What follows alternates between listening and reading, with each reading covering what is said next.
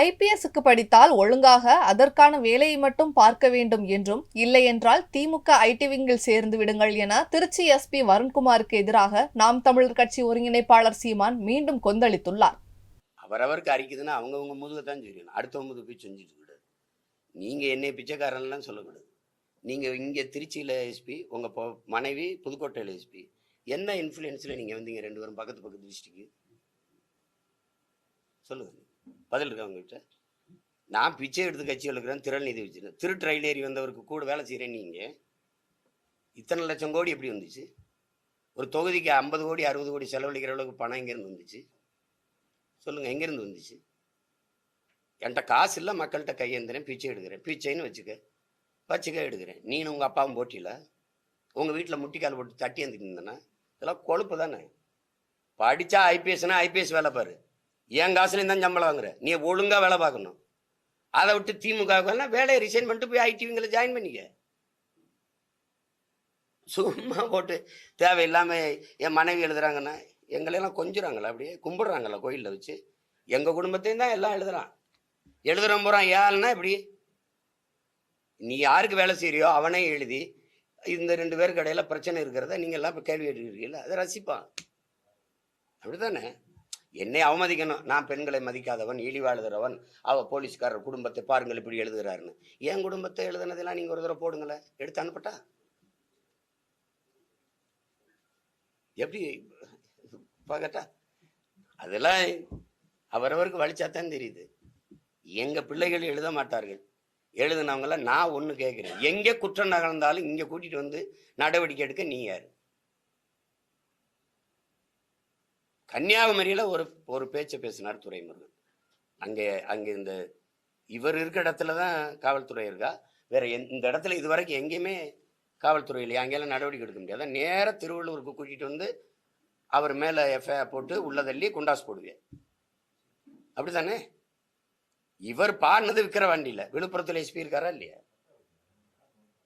இங்கே இருந்து தென்காசியில் போய் கைது பண்ணி இங்கே வந்து கைது பண்ணி எஃப்ஐஆர் போட்டு உள்ளே போடுறது காரணம் என்ன?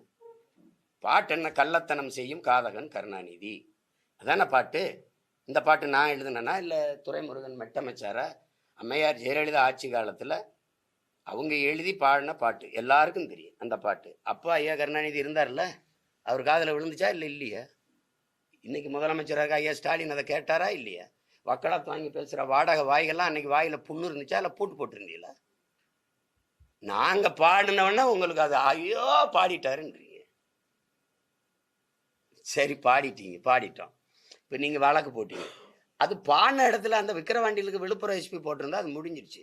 இங்கே தூக்கிட்டு வந்து போட்டு சரி உங்கள் குடும்பத்தை எழுதிட்டான்னு சும்மா யாராவது எழுதுவானா? என்னையே எங்கள் அம்மா எழுதுறா, என் மனைவி எழுதுறா, அவன் கோபத்தில் இவனை எழுதிட்டானே வச்சுக்கிறோம்.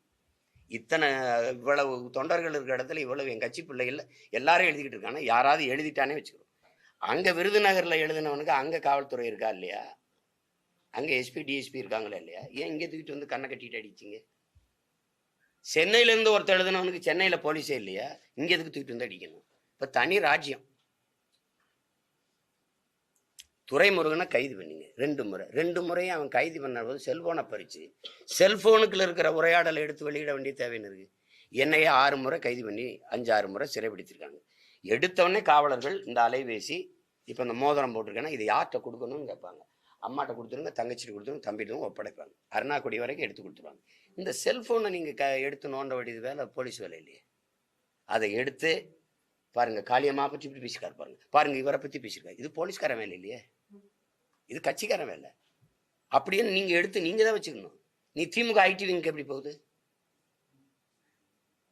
இந்த குரல் எப்படி போகுது? இப்போ யாருக்கு வேலை செய்கிறீங்க நீங்கள்? அதுக்கு வருத்தம் தெரிவிச்சல நான் அப்படி செஞ்சிருக்கணும். என்னையே பொது வழியில் அசிங்கப்படுத்தி நான் 15 நாள் இல்லை ஊரில் இல்லை வேற ஊருக்கு போயிட்டேன். என்ன என்னை பற்றி தானே பேசிட்டு இருந்தீங்க எல்லாரும்? ஒரு ஆடியோ வந்துருச்சு. அதனால தான் தக்காளி விலை ஏறிடுச்சு, பெட்ரோல் டீசல் விலை ஏறிடுச்சு, மின் கட்டணம் உயர்ந்துருச்சுங்கிற மாதிரியே எல்லாரும் பேசிட்டு இருந்தீங்க. எல்லாரும் தான் பேசிட்டு இருந்தீங்க. அவரை என்ன அது அநாகரிகமான செயல்? ஒருத்தனுடைய ஃபோனை எடுத்து அதில் என்னமா பேசியிருப்பான் அவன் கட்சிக்காரன், 1000 கட்சிக்குள்ளே பேசியிருப்பான். அதை எடுத்து இதுக்காக வெளியிட்டாங்க ஒருத்தனும் கேட்கல. இவர் நேர்மை, இவர் ஒழுக்கம், அது தப்பு தான் அப்படின்னு சொல்லணும்ல. யாராவது நீங்கள் கண்டிச்சில? என்னை இவ்வளோ கேள்வி கேட்குறீங்க, அவர் கேட்டில எதுக்குங்க இந்த வேலையை பண்ணீங்க அப்படின்னு? அப்போ ஒவ்வொரு தலைவருடைய போனை எடுத்து வெளியிடுவோமா? நீங்க தனிமனித சுதந்திரம் பேசுறீங்க, கருத்து சுதந்திரம் பேசுறீங்க. இதை எடுத்துக்கொண்டு வெளியிடுறது வெட்டி ஒட்டி. ஒரு பேச்சு பேச முழுசா போடும். முன்ன வெட்டி பின்ன ஒட்டி, அவர்கிட்ட பேசி இவர்கிட்ட பேசி, அது எத்தனை பேர் வாழ்க்கையை பாதிச்சிருக்கு. அதுக்கு ஏதாவது வருந்திருக்கீங்களா? வருத்தம் சொல்லியிருக்கீங்களா? அது என்ன உங்க குடும்பத்தில் இருக்க பெண்களுக்கு மட்டும் மானம், அபிமானம், தன்மானம் எல்லாம் இருக்கு. எங்க குடும்பத்துல நாங்கள ஈனப்பிறவிகளா? எங்க தலப்பனுக்கெல்லாம் மான மரியாதை கிடையாது. அவரவர் வேலையை அவரவர் செஞ்சா சரி. நான் உனக்கும் உன் பிள்ளை உனக்கு பின்னாடி வர உன் சந்ததிக்கும் சேர்த்து அந்த போராடிட்டு இருக்கேன். நீ கூலிக்கு வேலை செய்யற, சம்பளம் வாங்குற, எனக்கு என்ன இருக்கு?